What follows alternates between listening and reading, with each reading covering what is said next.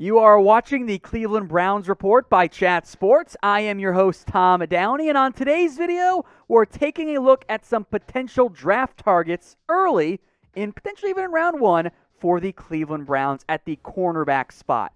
Now, the Browns made a great signing this offseason, bringing in Troy Hill to pair with Denzel Ward, either for Hill in the nickel or the outside cornerback role.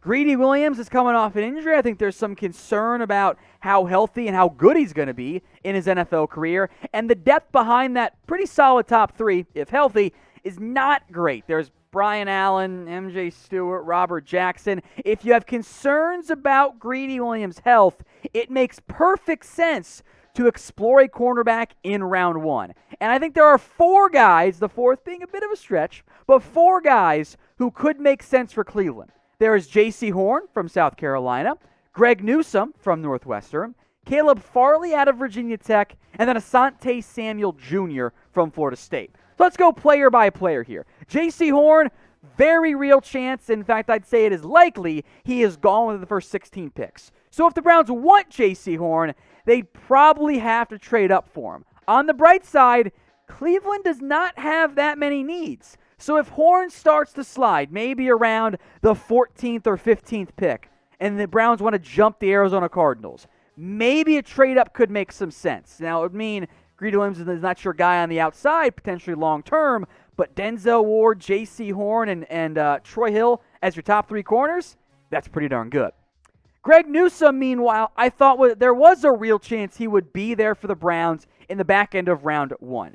Some injury to a different guy that we'll get to here in a second has impacted that a little bit. I think the injury to Caleb Farley, again, he's coming up here in a second, is a good thing for Greg Newsome. It's going to allow him to go a little bit earlier. If you want to play some cover three, some cover one, I think Newsome can be that guy. I think he's a bit underrated. He is going to be a top 25 prospect for me in this year's draft class. Then there's Caleb Farley, who before his back surgery was my number one corner. He was a top 10 player in this year's draft class, and I was advocating for him to go in the top 10 to the Dallas Cowboys or even the Denver Broncos before they signed Kyle Fuller. But now with his second back surgery before he enters the NFL, Caleb Farley has become one of the biggest wild cards in this year's NFL draft. Is he going to go round one? Is he going to fall to round two? Do the Browns want to invest in another injured cornerback? All those questions we'll find out during the draft, but the upside remains. If he's healthy, he could end up being a significant steal for an NFL team.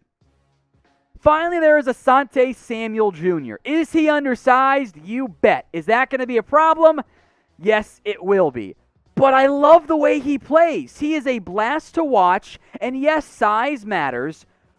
But in terms of being just a pure football player, Samuel's awesome. Now, maybe he's a trade down candidate. Maybe they just take him in round one anyway, or they move up in round two potentially. If they want a corner who, much like Troy Hill, I think offers some inside-outside flex, if the Browns take Asante Samuel and just go, yeah, we're not going to value the size that much, I'd be pretty happy because he is a fantastic football player, and that's the whole point of the NFL draft, right? To find good players.